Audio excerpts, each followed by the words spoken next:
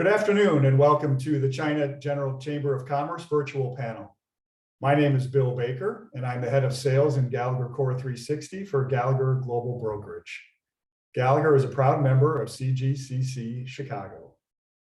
It is my pleasure today to moderate the dialogue with two very successful Chinese American businesswomen as they share their experiences from a multicultural workplace to the global environment. For those listening to our session on demand, we're recording this in March as part of Women's History Month and in celebration of all CGCC female leaders. Before we start, let's welcome CGCC's Chicago Executive Director, Ms. Jia Li, to introduce the organization. Jia? Thank you, Bill. I'm Li Jie from CGCC Chicago, the China General Chamber of Commerce USA Chicago. I look forward to today's dialogue to celebrate Women's History Month. CGCC Chicago is an independent, nonpartisan, non-governmental chamber of commerce. We work hard to help Americans and Chinese to build up and expand their businesses in both countries. Through our generous member companies and corporate sponsor support, as of March 2021, CGCC's Chinese member companies have invested over $125 billion, employed more than 220,000 people, and supported over 1 million jobs throughout the United States. We commit to further economic development and corporate social responsibility of member enterprises. We seek to strengthen our mutual connections in the spirit of partnership. CGCC Chicago looks forward to working with you. Thank you. Back to you, Bill. Thank you, Ms. Li. Now, that was very impressive. Now I'm going to hand it over to our panelists and ask them to just introduce themselves. Annie, why don't you start, please? Sure. Hello, everyone. So nice to be with you today. My name is Annie Li. I am part of EY's People Advisory practice. I'm based in Chicago. Thank you to CGCC Chicago for putting together the event today. Thank you, Annie. Tracy? Yes, my name is Tracy Xu. I'm Senior Vice President with Gallagher. And it is a great pleasure to be here to share this precious moment with all the CGCC members and anybody who will view this screen in the future. Thank you, Tracy. All right, this is going to be a great panel. It's going to be a great hour here. So let's go ahead and get started by getting to know our panelists just a little bit more. So both of you have been in the United States for the majority of your adult life. Can you share your background and what motivated you to make the journey to the US from China? Annie, let's start with you. Yeah, sure. So I spent the early part of my childhood in a village in Anhui with my grandparents. And then when I was about 10 years old, I moved back to Beijing to be with my parents. So I finished high school in Beijing, then came to the US for college. I went to school at the University of Texas at Austin. And the reason that I, as well as my younger sister, we went to UT Austin is that my father was a visiting scholar from China to the US in the 1990s. So he saw the difference between China and US back then. My parents were very adamant about bringing my sister and I to the US, see the country, and get our education here. So the first 6 months after we arrived in the US, we were miserable because we're basically mute and deaf for the little English that we have learned in high school in China. But then eventually we adjusted and we started our college life as undergraduate on the UT campus. Back then, there were very few undergraduate students from China in the US. So there some unique challenges that came with that. And then back then, I also wasn't quite sure what I want or can do as a career. So I decided to study economics as a broader base to build upon. So just looking at my journey coming to the U.S., I can't really say that I planned or I was very purposeful in terms of coming to the U.S. for my education, but I am very grateful to have the opportunity to come to a new country, learn a new language, and build my life here for the last 20 years or so. Well, that's very impressive. Whether you made the choice or not all by yourself, it still is pretty amazing. I moved to Texas out of college, but which was scary enough for me. Yeah. But I at least knew the language. I could, Texan was a little different than my Minnesota accent, but not like a completely foreign language. So that's really impressive. Yeah, Bill, funny you're talking about the accent. So I spent 4 years in Austin for school and then worked in Houston for a year. So when I first moved up to Chicago, people were telling me that I had a Chinese Texan accent. I don't know what that sounded like. Well, did you say y'all and stuff like that? Maybe that would probably give it away. Maybe. Okay, Tracy, let's talk a little bit about your story. Sure. Yeah, I really admire Annie's courage to come here without much language, and I can only imagine how difficult that was. I was very lucky because I studied British literature in college. So when I was a college student, I had one English professor who was from Chicago, and she taught me American English with the American accent.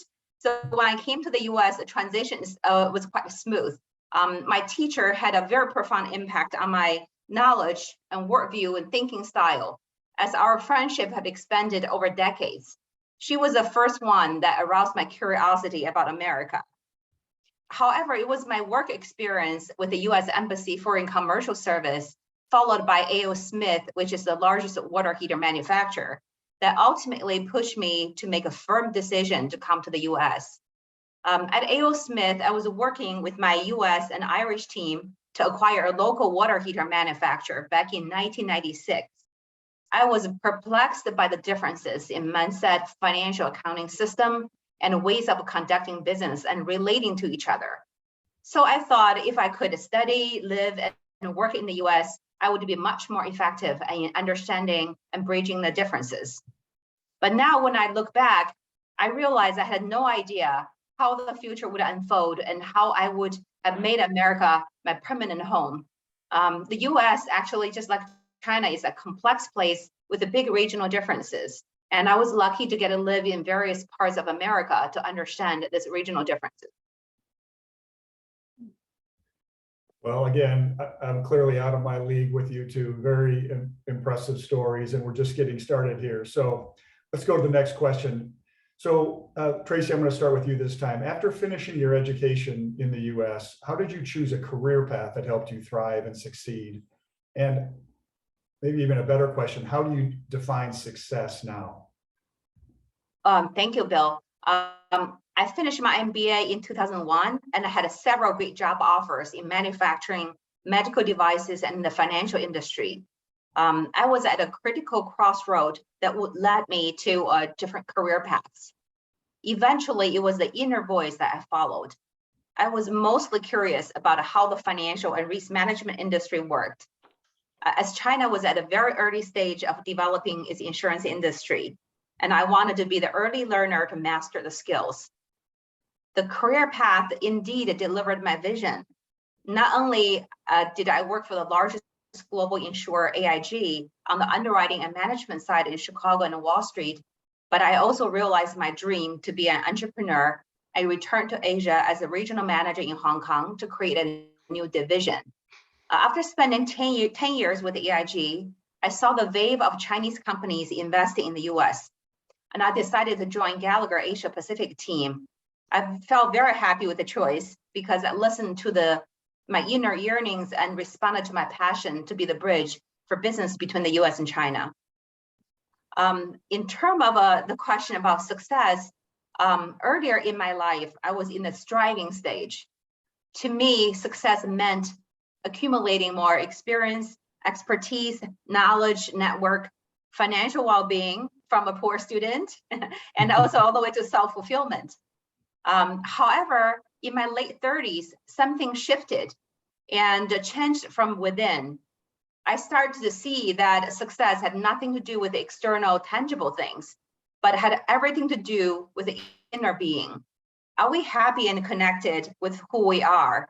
Do we have meaningful connections to people around us and to the bigger community? Are we fulfilling our purpose in this life? It is the inner awakening that led me to a different journey towards a purpose-oriented view on success. As of now, I view success as doing something one loves and feels passionate about, and connecting to people in a deeper and in meaningful ways, and contributing to the success of other individuals and other organizations while fulfilling our own dreams and purpose at the same time. Wow. Well, let's back up just a second now on your education going. You have an MBA, you have insurance company experience. Now you're with an insurance broker. A lot of insurance brokers, I know this, I am one, don't always have that kind of experience. So that's super impressive.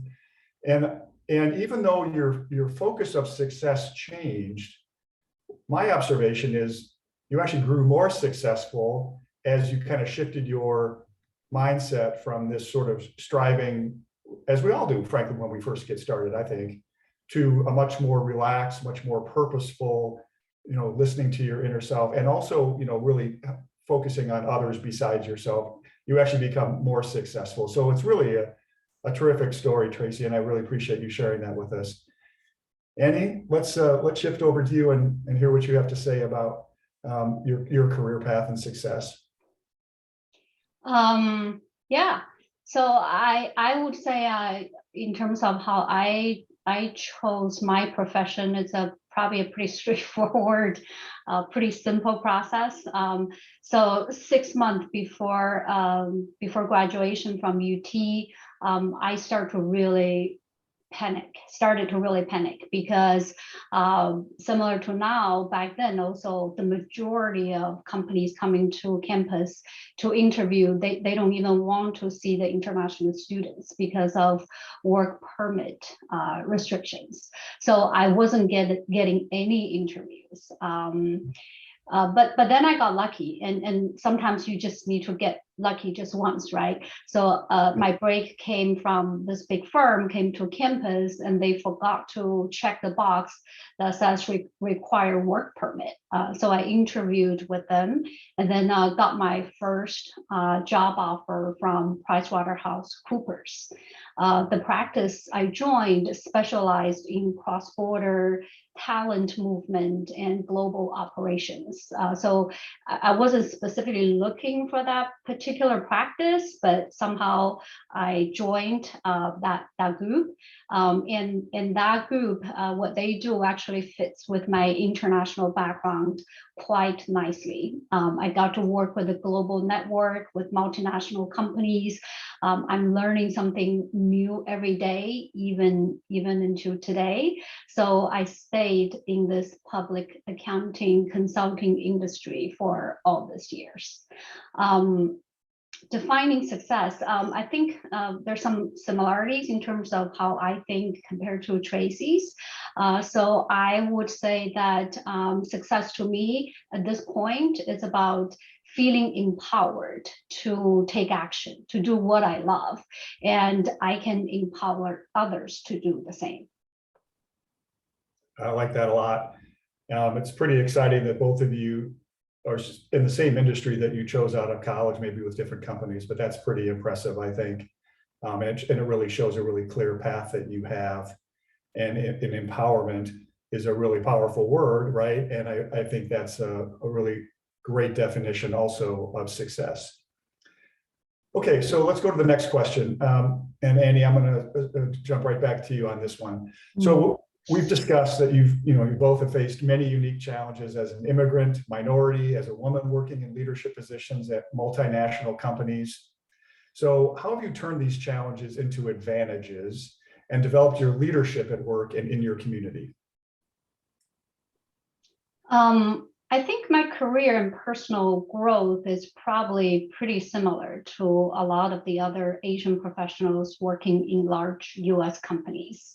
The early part of my career is focused on building technical competency by keeping my head down and working very hard, and pretty much always saying yes to any new assignments to gain knowledge and gain exposure.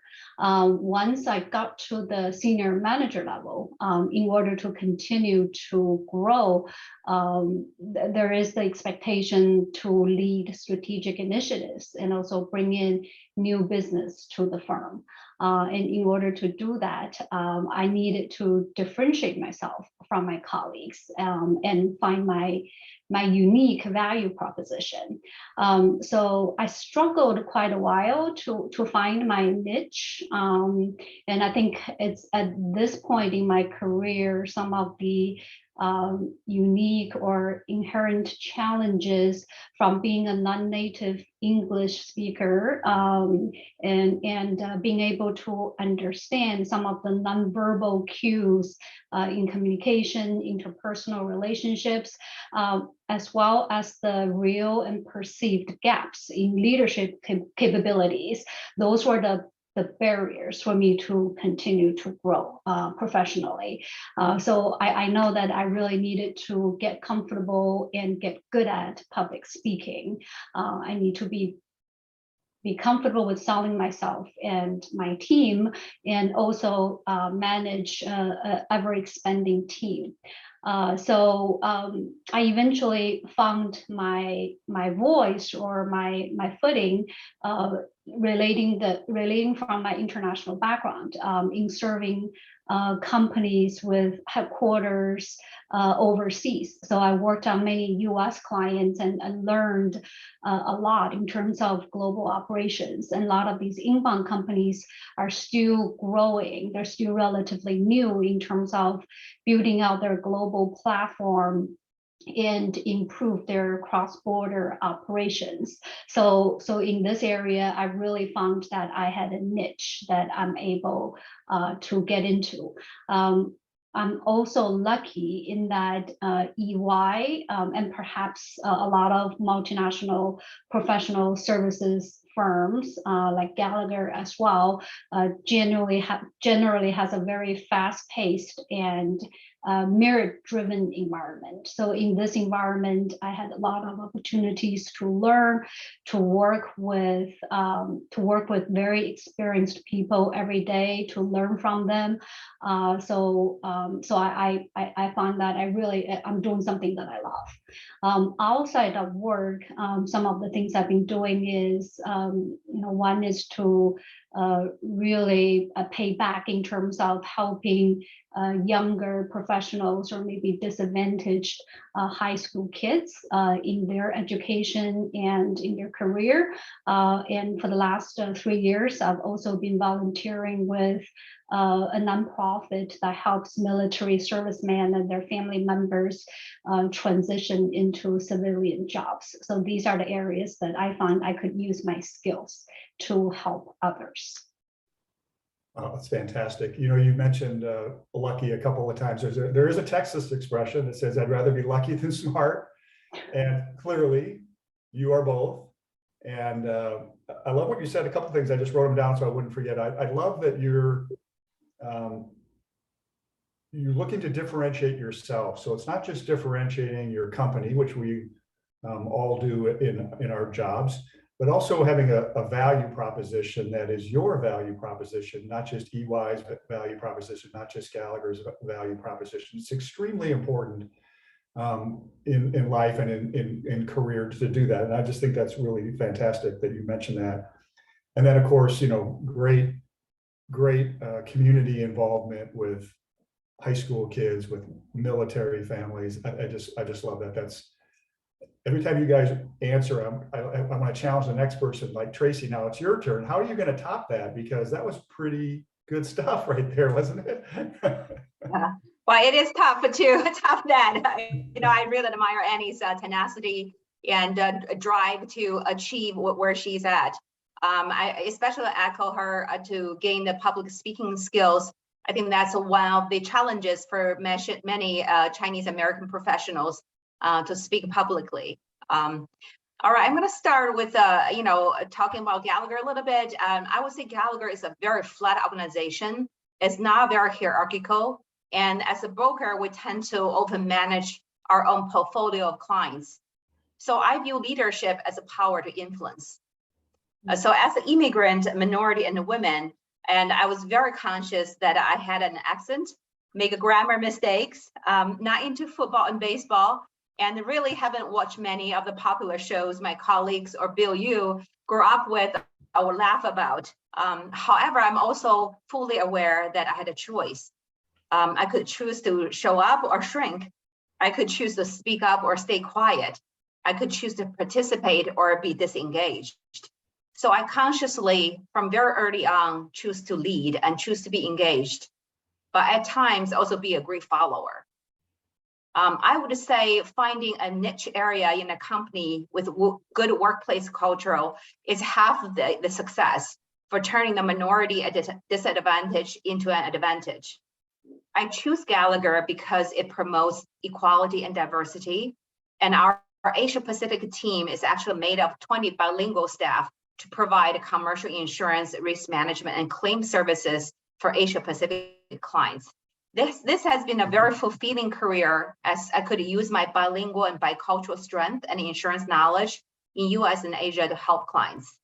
So all the items we mentioned as a disadvantage actually became my strength.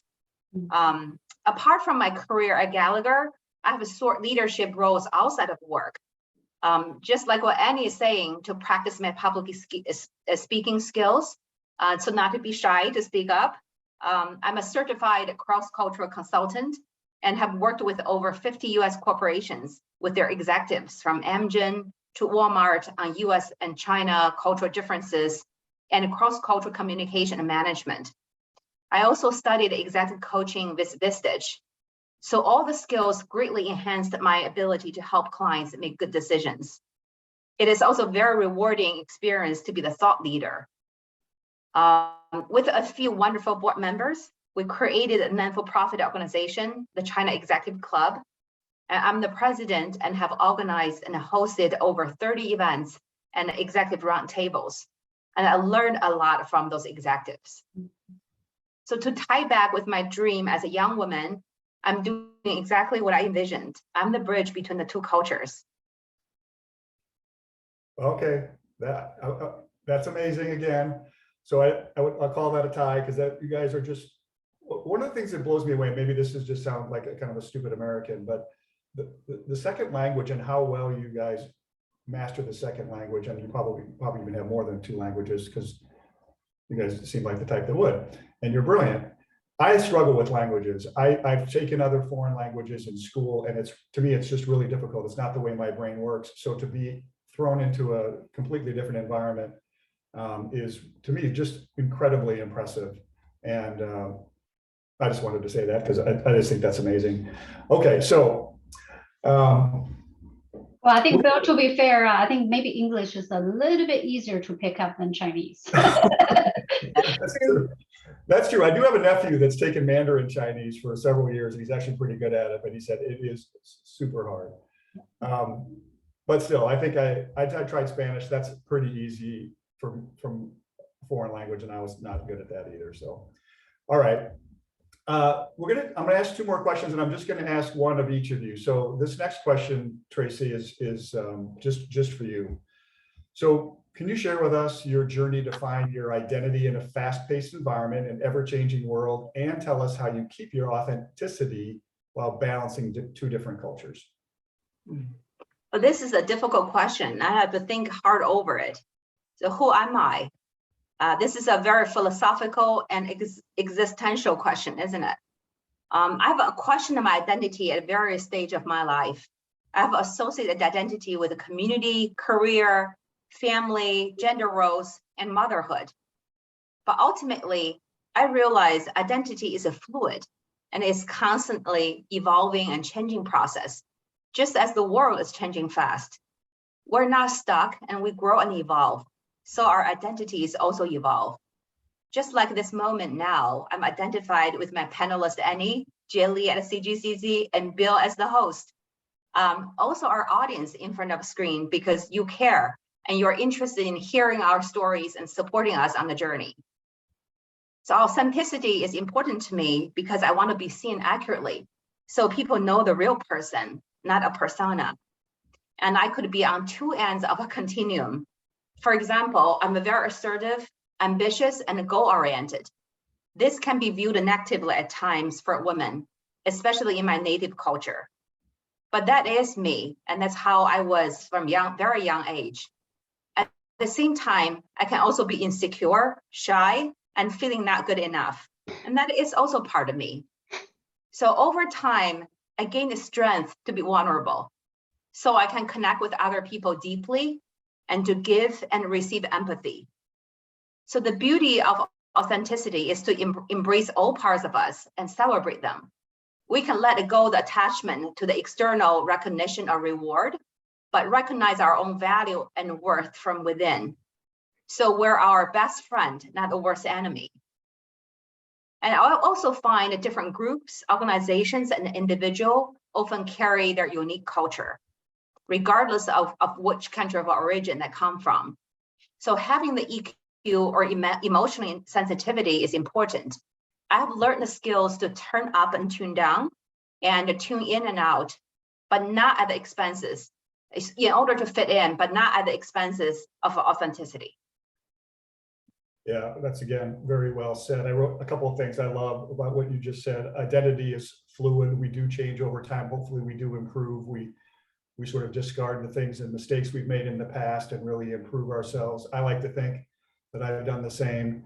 And then, yeah, the whole concept of authenticity is so important. And you clearly are a very authentic person, Tracy. What you see is what you get, and the strengths and the weaknesses and even the dichotomy of all of our personalities really shows. Okay, Annie, this one's just for you. How do you integrate career with family life and personal interests?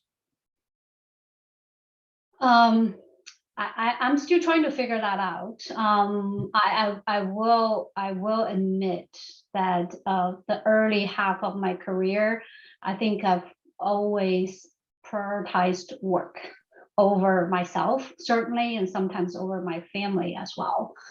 So like many working women, working mothers, I have a long list of regrets, things that I feel guilty about. But in the last few years, I think I've gotten better in terms of just really looking at what's really important in our lives. So I have a teenage daughter. She's going through a pretty critical stage in her life. So I'm really now trying to do what I can to put my family and myself as well to be on equal footing as work. So just in terms of how I'm trying to do that, one is to use the convenience of technology to work where and when that's convenient to me. And UI has always been very flexible in terms of work life. With the last couple of years with the remote working, I think this is another big resource or venue available to all of working women to try to find that balance. So just talking about my family in particular, one of the family traditions that I put in place when my daughter turned 10 is that every year the three of us will travel to a new country and spend a very sounds kind of silly, but spend a very intensive 2 weeks together, spending 24 hours together, eating new food, learning new things. And to me, this is a high impact way of spending time with my daughter because I couldn't do a lot of the other things with her. So yeah, so I think on this piece, I'm still trying to work through it. And from a personal interest perspective, I definitely try to do what I can. Some of my mentors have told me that, you know, the one way to manage that is if your clients are also your friends, then you basically never work another day. But I'm not there. I don't know if I will ever get there. And to me, an important thing is to keep some distance between my work and my family life and my personal interest. So it's an evolving process. I think I'm getting a little bit better, but I'm still trying to figure that out. Well, you're being very humble as usual. I worked on a couple of things. I loved a couple of things you said. First of all, you know, it's very easy to get focused on work, others, not take care of yourself. I travel a lot, and there's a great analogy that they use that, and the stewardess or the stewards every time in their pre-flight talk about the air masks coming down, and you have to put your air mask on first before you can help somebody else. And I think that's a really important analogy in our life that I kind of stick to in my mind.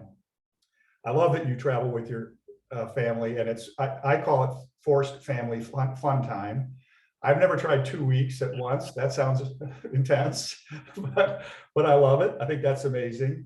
And then, you know, the clients are your friends. I got into this business noticing that my dad's clients were his friends, and I actually didn't really like that, because I thought, well, I don't want to sell to my friends. That seemed odd to me. And it wasn't until later that I realized that it was he didn't know the people that were his clients at first. They became his friends.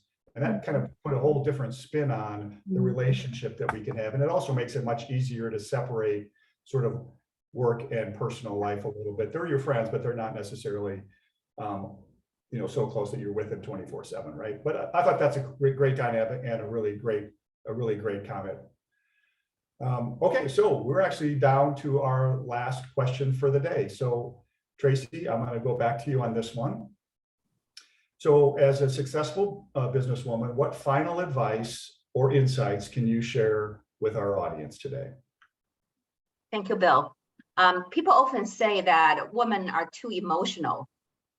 Through my study on coaching and emotional intelligence, I learned the power of emotions. We can identify and recognize our fear, anger, sadness, hurt, and joy, and harness them as a creative force to achieve our goals. We are emotional beings.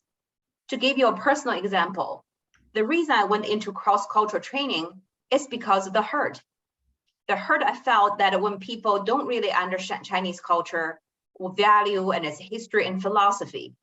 So I use that emotion to push me to be the cultural consultant, so I can make some changes. Another insight I gained is to believe in our unlimited potentials. This is especially important for minority females because culture put lots of limitations on us. For example, when I was young, I was taught that I could only specialize in one area, and I need to be sweet and quiet to be liked. But today I wear several hats and have proven I could be more, and I could be loud and still be liked. So we all have the potential to grow, regardless of age, gender, and cultural background. At the same time, I fully understand at times women will take a break. You don't have to grow all the time. You could just be happy and be present and enjoy being rather than doing. And that need to be celebrated as well. So exactly as what the title of the event says, it's okay to be different. It's important to be you, and finally be happy with who you are and celebrate that. Oh, that's very well said. I love that being driven by emotion is actually a positive thing, not a negative thing. I could not agree more. Okay, Annie, how about you? What final advice or insights can you share with our audience? There are probably a couple of things that I learned over the years. I think the first is about have a lot of self-compassion for yourself. Take care of yourself. I think we tend to be the most critical on ourselves. I talked with my friends quite a bit about, I think a lot of Asians tend to have this guilty conscience. If something doesn't go well, we think about it, the first thing we do is to blame ourselves, to think, hey, I didn't do that right. It's mostly my fault. We are very hard on ourselves. So I learned over the years that's not very helpful. You're just going to make yourself miserable. So I'm learning to have a lot of compassion for myself. And the second thing I would say is to, when you encounter a problem or a challenge, to really think about, is this a situation that you have control over or not? If it's something that you have control over, then by all means work hard, try to solve the problem, try to do the best you can. But if it's a situation that we really don't have a control over, then just let it go. It's not going to be perfect in a lot of situations, but let it go and focus on the things that I do have control over. So those are probably the two key things that I always remind myself of. Yeah, I like both of those. And I think successful people do tend to be pretty self-critical and set a high bar for themselves, always pushing, it's never good enough.